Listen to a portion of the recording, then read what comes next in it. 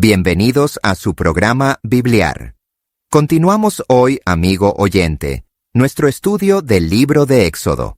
En nuestro programa anterior, estábamos hablando de las ofrendas voluntarias para el tabernáculo, y dijimos que no había ninguna imposición, ninguna exigencia sobre los israelitas, y que además del oro, la plata y el bronce, debían también traer otras cosas como vimos en los versículos 6 al 9. Ahora, en aquel día no había tal cosa como la moneda corriente, la moneda de curso legal. El comercio se hacía por el método de trueque de mercancías, de modo que los israelitas estaban dando estas cosas para la obra del Señor. Y todavía hoy en día se puede servir al Señor de esta misma manera. Muchas personas creen que cuando se habla de ofrenda, siempre deben firmar un cheque. Ahora, no nos entienda mal, porque el dinero también se puede ofrendar. Pero el Señor acepta también las cosas que ofrendamos para su obra.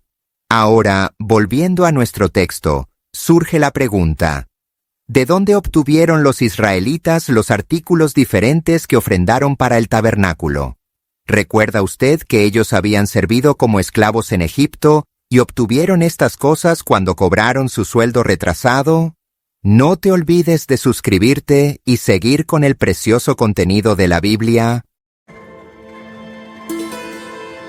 Los israelitas viajaban por el desierto, guiados por Dios. Llevaban consigo una promesa, una tierra propia. Pero primero fueron llamados a construir un lugar especial, un tabernáculo para que Dios habitara entre ellos. Moisés reunió al pueblo y compartió las instrucciones de Dios. Les dijo que trajeran ofrendas, regalos de sus corazones para construir esta tienda sagrada. Sorprendentemente, la gente respondió con corazones abiertos. Hombres y mujeres, ricos y pobres, todos se acercaron. Trajeron oro, plata y bronce. Trajeron finos lienzos, hilos de colores y pieles de animales. Sus manos, sosteniendo posesiones preciosas, no dudaron. Sus rostros, reflejando el sol del desierto, brillaban de alegría. Esto no se trataba solo de dar cosas, se trataba de dar desde el corazón. Cada ofrenda representaba su amor por Dios y su deseo de crear un lugar para Él en medio de ellos. El aire del desierto zumbaba de emoción. Los israelitas, aunque errantes en una tierra árida, estaban construyendo algo hermoso, algo eterno. Construir un tabernáculo no era simple. Requería habilidad, artesanía, arte. Dios, en su sabiduría, ya había previsto esta necesidad. Escogió a 2 hombres, Bezaleel y Aholiab, para dirigir la construcción. Bezaleel, de la tribu de Judá, tenía el don de trabajar con madera, metales y piedras preciosas. Sus manos podían transformar las materias primas en diseños intrincados, guiado por una visión más allá de la capacidad humana. Aholiab, de la tribu de Dan, era un maestro tejedor y bordador. Entendía los colores y las texturas, cómo combinarlos en patrones e imágenes impresionantes. Dios tocó a estos hombres, los llenó con su espíritu y los equipó con habilidades extraordinarias. No eran solo artesanos hábiles, eran artistas divinamente designados a quienes se les confió una tarea sagrada. Sus habilidades, sin embargo, eran solo una parte de la historia. Dios también los bendijo con un espíritu de buena voluntad y una comprensión profunda del significado de la tarea. No solo estaban construyendo una estructura, estaban creando un santuario para el Todopoderoso.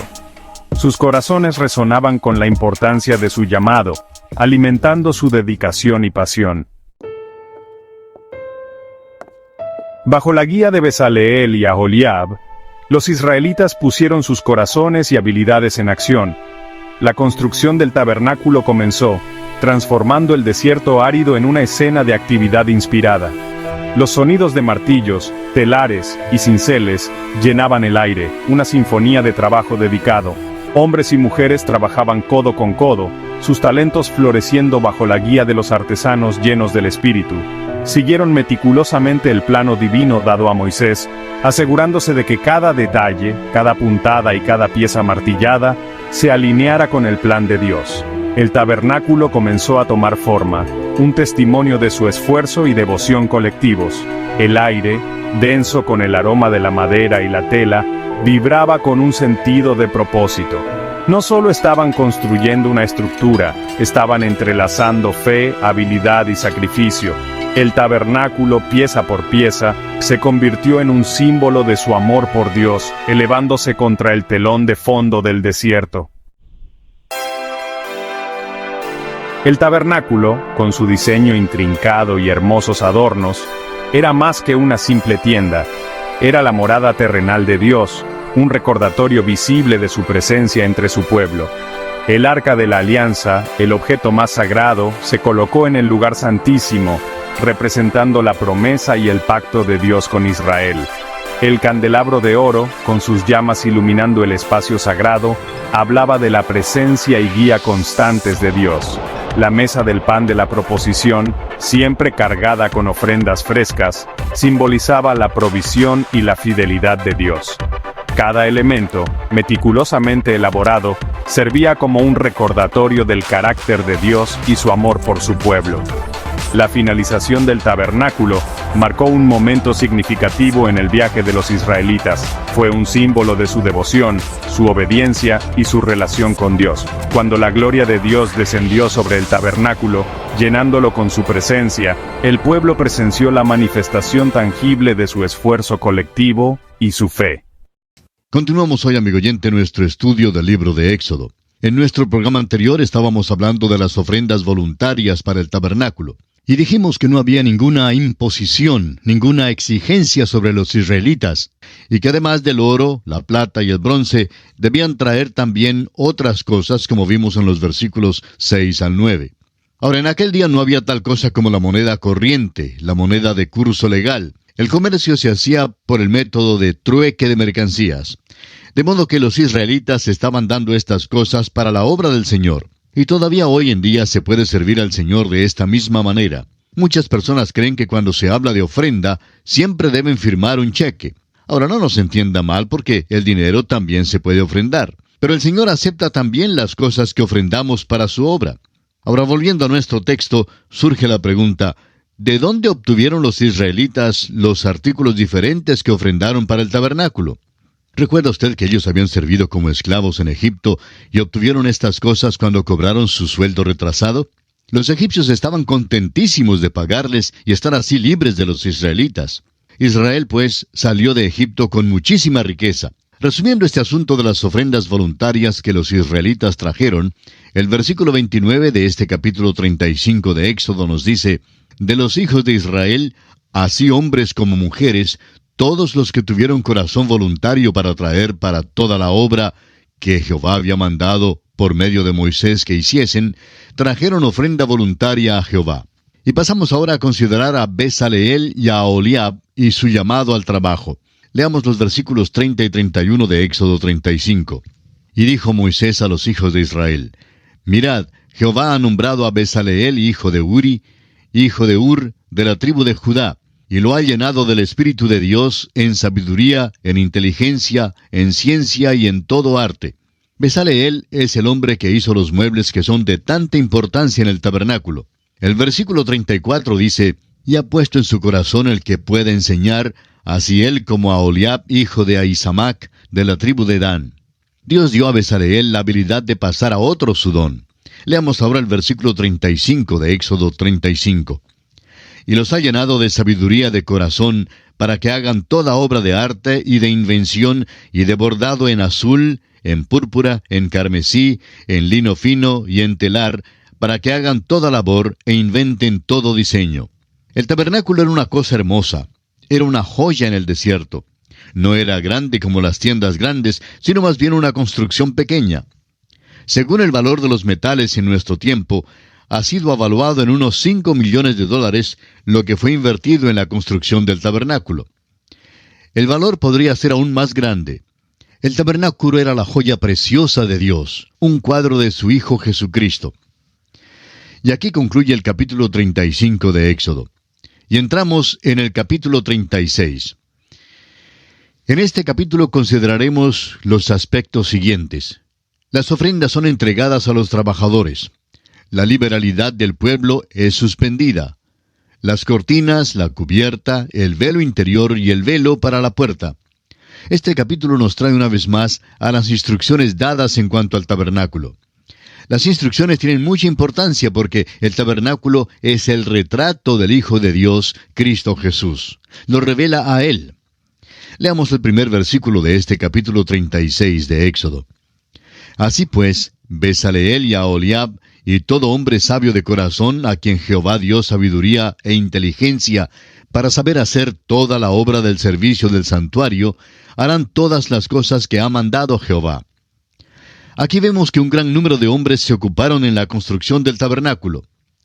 Ahora el encargado era Bezaleel. Sigamos adelante y leamos el versículo 2 de Éxodo 36. Y Moisés llamó a Bezaleel y a Aholiab y a todo varón sabio de corazón, en cuyo corazón había puesto Jehová sabiduría, todo hombre a quien su corazón le movió a venir a la obra para trabajar en ella. Note usted que aquí hay algo que es muy importante y esencial en la obra del Señor. Si es que usted está sirviendo de mala gana al Señor, no le sirva así. Dios no puede usar esa clase de actitud. Los que están construyendo el tabernáculo son hombres que están grabando unos muebles bellos que van a ser usados en la adoración del Señor. Esto no es para ellos simplemente una tarea. Ellos no están pendientes siempre de la hora de salida. No son miembros de ningún sindicato. No trabajan solamente durante ciertas horas de la semana y luego paran. No están construyendo el tabernáculo porque están obligados a trabajar. Durante los años pasados habían servido como esclavos y ahora una vez más están trabajando como si fueran esclavos, pero esta vez trabajan porque quieren trabajar de su propia voluntad. Note usted que sirven de buena gana, y esa, amigo oyente, es la manera en la cual nosotros debemos servir al Señor. Una vez un predicador joven dijo a otro predicador más anciano: «A mí me gusta el ministerio, pero no me gusta predicar». Ante tal declaración, el predicador anciano le aconsejó salir del ministerio, porque el ministerio no es el lugar para el hombre a quien no le gusta mucho estudiar la palabra de Dios. Si un predicador no puede cumplir su trabajo con entusiasmo, ni predicar con entusiasmo, entonces no debe estar en el ministerio. Hay predicadores que van al púlpito a predicar, y qué batallar, qué esfuerzo, pero qué falta de entusiasmo. Amigo oyente, si usted no puede predicar, ni servir al Señor con energía, con vigor y con vitalidad, no predique. Dios no quiere el servicio de aquellos que preferirían más bien hacer otra cosa. Fíjese usted que Bezaleel se precipita a toda prisa. ¿Se dirige acaso a un juego de fútbol, o a un juego de béisbol, o a alguna fiesta? No, amigo oyente, Bezaleel va a trabajar para el Señor. Al llegar al próximo domingo, si los creyentes asistieran a la iglesia llenos de entusiasmo, todo el pueblo pronto asistiría para ver lo que está pasando en la iglesia. Tendríamos un verdadero avivamiento. La obra de Dios debe ser hecha con gozo y con felicidad. Debemos servirle con alegría. El apóstol Pablo nos dice en su carta a los Romanos capítulo 14 versículo 5, «Uno hace diferencia entre día y día, otro juzga iguales todos los días. Cada uno esté plenamente convencido en su propia mente». Así, amigo oyente, es como debemos servir al Señor. Debemos estar plenamente convencidos de que le estamos sirviendo porque queremos servirle y porque estamos ansiosos de agradarle. Una vez más, en su primera carta a los Corintios, capítulo 9, versículo 16, Pablo dice: «Pues si anuncio el Evangelio, no tengo por qué gloriarme, porque me es impuesta necesidad. Y ay de mí, si no anunciar el Evangelio». Pablo anhelaba predicar el Evangelio. Aquellos 300 hombres de Gedeón no doblaron sus rodillas para beber las aguas. Bebieron llevando el agua con la mano a sus bocas y siempre velando. Ellos decían: «¿Dónde están aquellos madianitas? Queremos derrotarlos». El relato se encuentra en Jueces capítulo 7, versículos 5 al 7. Esta es la clase de entusiasmo que nos hace falta hoy en día en la iglesia, amigo oyente. Nos quedamos atollados con demasiados santos muertos, y quiero decir que están muertos ya antes de ser sepultados. Leamos ahora los versículos 3 al 5 de Éxodo 36. «Y tomaron de delante de Moisés toda la ofrenda que los hijos de Israel habían traído para la obra del servicio del santuario, a fin de hacerla, Y ellos seguían trayéndole ofrenda voluntaria cada mañana, tanto que vinieron todos los maestros que hacían toda la obra del santuario, cada uno de la obra que hacía, y hablaron a Moisés diciendo: el pueblo trae mucho más de lo que se necesita para la obra que Jehová ha mandado que se haga. Este es el único lugar de que hay constancia que sepamos donde se hizo necesario pedirle al pueblo que dejara de ofrendar. Ofrendaron muchísimo más de lo que era necesario para construir y amueblar el tabernáculo. Nunca antes hemos oído hablar de una ofrenda así como esta. Fue en realidad un milagro. Veamos ahora el versículo 6.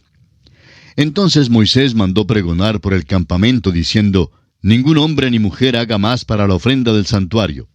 Así se le impidió al pueblo ofrecer más. Moisés les exige a los israelitas que no ofrenden más, y las ofrendas tuvieron que ser suspendidas porque ya habían traído lo suficiente. Esto de veras es asombroso, a la luz del hecho de que los israelitas acababan de salir de la esclavitud.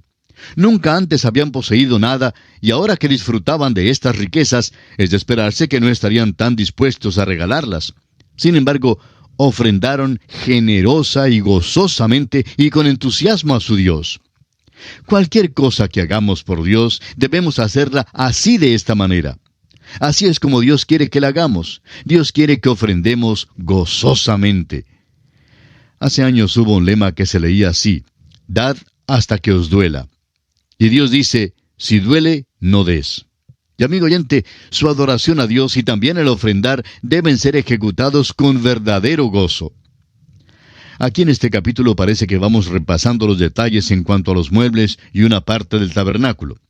Parece una repetición, pero note usted que antes nos fue dado el dibujo para el tabernáculo y que ahora llegamos a la ejecución misma del trabajo. No tan solo necesitamos el dibujo y los materiales, sino también el trabajo. Están ahora empezando el trabajo aquí en este capítulo. Leamos el versículo 8 de este capítulo 36 de Éxodo. Todos los sabios de corazón de entre los que hacían la obra hicieron el tabernáculo de 10 cortinas de lino torcido, azul, púrpura y carmesí. Las hicieron con querubines de obra primorosa. Estas cortinas cubrían todo el tabernáculo. Era la cubierta que ponían primero en los muebles cuando salían en marcha a través del desierto. Era el cerco de afuera. Este lino torcido habla de la justicia de Cristo, habla de su carácter y de su obra, habla de la justicia que Él provee para que podamos ser vestidos para así pararnos ante la presencia de Dios. Lo importante que debemos notar aquí es que Cristo es suficiente para suplir nuestras necesidades. Es poderoso para salvarnos, es poderoso para librarnos y es poderoso para guardarnos. Y pasamos ahora a las tablas y las basas. Las cortinas de pelo de cabra, la cubierta de pieles de carneros teñidas de rojo, y las tablas y las basas también hablan de la persona de Cristo de una u otra manera. Ahora, la longitud del tabernáculo era de 30 codos, y su anchura de 10 codos, con 10 codos de altura. Era hecho de madera de acacia, y las tablas eran cubiertas de oro por todos lados. Las tablas tenían 1,5 codos de ancho. En la marcha por el desierto, estas tablas pesaban muchísimo.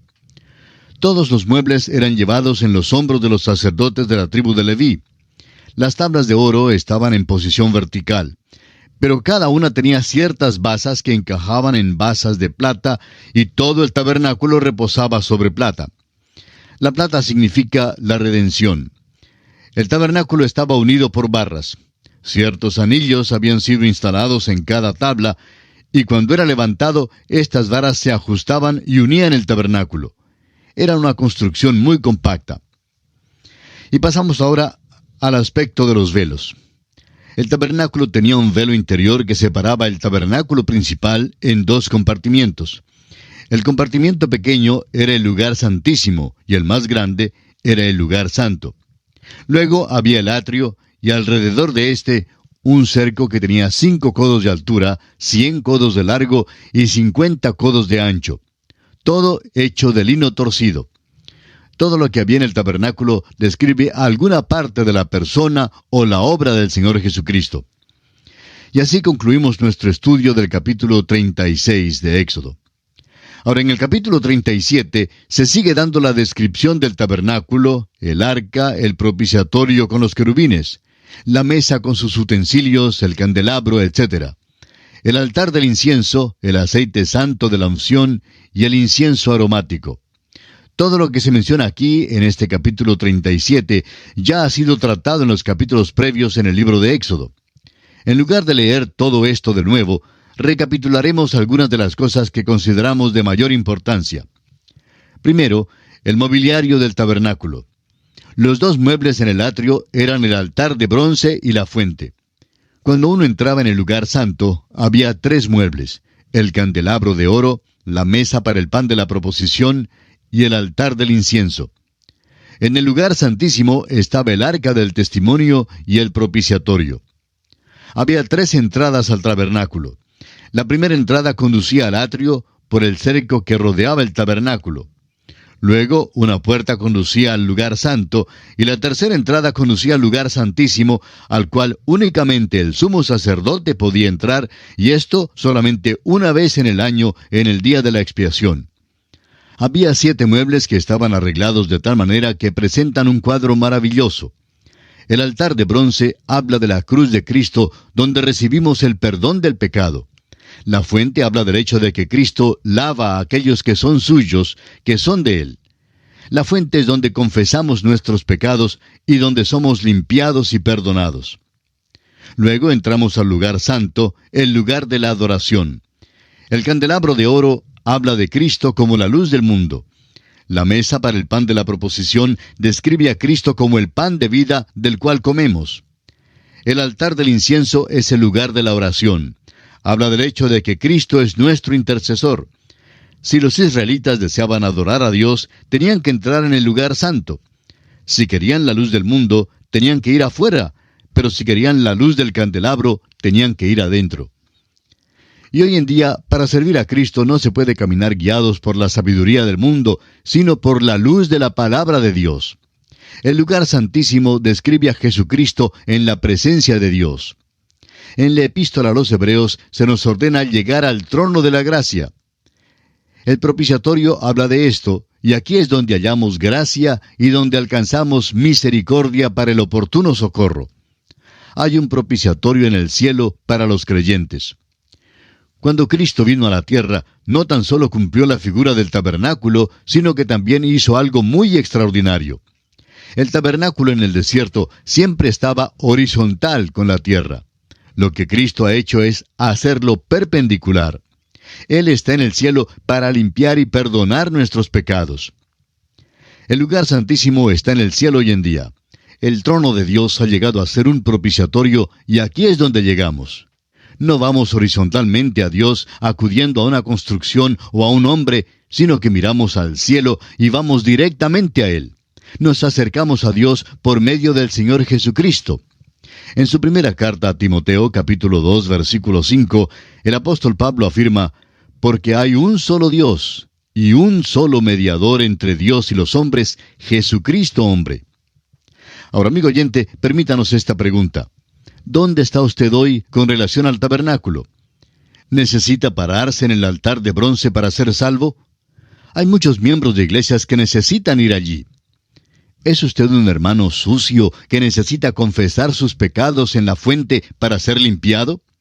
¿Está usted caminando en tinieblas? Entonces, entre en el lugar santo y camine por la luz del candelabro de oro. Quizá necesite comer el pan de vida para recibir algún alimento. Puede ser que le falte pararse ante el altar del incienso. Quizás se encuentre en dificultades y necesite misericordia, gracia y ayuda. El propiciatorio está en el lugar santísimo para usted. Vaya allí y acepte la ayuda que le espera. Dios quiere bendecirle y quiere guiarle. Y este es, en resumen, el estudio del capítulo 37 de Éxodo. Entramos ahora al capítulo 38. En este capítulo consideraremos el altar del holocausto, la fuente de bronce, el atrio y la cantidad de las ofrendas del pueblo. En este capítulo todavía estamos mirando al tabernáculo. Empezando con el capítulo 25, se dio en todo detalle el plano para el tabernáculo. Ahora Bezaleel y sus ayudantes lo están construyendo. El hecho es que aquí, en el capítulo 38, el tabernáculo ya ha sido construido, pero todavía no ha sido arreglado. Este capítulo le da importancia especial al atrio. Cuando los israelitas se paraban durante su marcha a través del desierto, el tabernáculo era levantado en la arena. Las barras de oro eran puestas al lado y unidas por los anillos de las tablas, y así todo el tabernáculo se unía. Luego, sobre las tablas se ponían las 4 cubiertas, del lino torcido, de pelo de cabra, de pieles de carneros teñidas de rojo, y de pieles de tejones. Estas cubiertas eran para su protección. La hermosura del tabernáculo tenía que ser vista desde adentro. Todo lo que había en su interior hablaba de la alabanza, de la adoración a Dios y de la bendición al individuo. El atrio era de 100 codos por 50 y contenía el altar de bronce y la fuente. Aquí es donde la cuestión del pecado era arreglada. El pecador llegaba a la entrada y se paraba allí como pecador. El sacerdote lo guiaba al atrio. El sacerdote ponía su mano derecha sobre la cabeza de la víctima, sea cordero, cabra o buey. Luego se mataba el animal y el sacerdote lo ofrecía sobre el altar. Hasta allí era donde llegaba el individuo.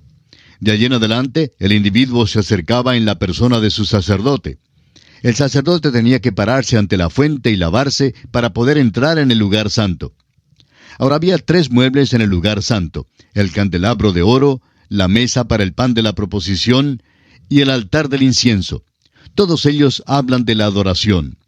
Luego estaba el velo que separaba el lugar santo del lugar santísimo, y el sacerdote no se atrevía a ir más allá de este velo. El arca del testimonio y el propiciatorio estaban en el lugar santísimo, y sólo el sumo sacerdote entraba en este cuarto por toda la nación, y lo hacía una sola vez al año. Leamos ahora el primer versículo de este capítulo 38 de Éxodo.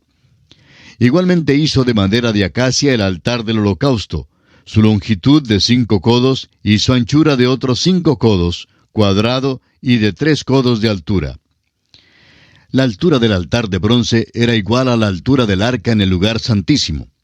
Era aquí donde la víctima era ofrecida y donde era juzgado el pecado.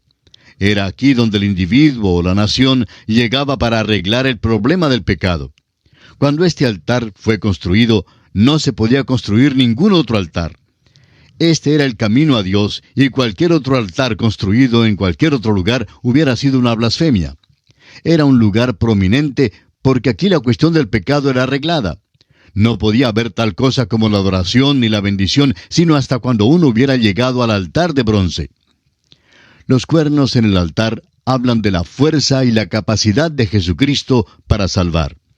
Hay muchas instrucciones y detalles en cuanto al acercamiento y cuidado de este altar. Debía haber ciertos calderos, varas y anillos, etc.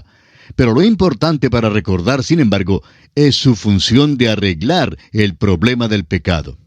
Y aquí, amigo oyente, nos detenemos por esta ocasión. Continuaremos en nuestro próximo programa y confiamos, Dios mediante, que usted nos vuelva a sintonizar. Es nuestra oración que Dios le bendiga abundantemente.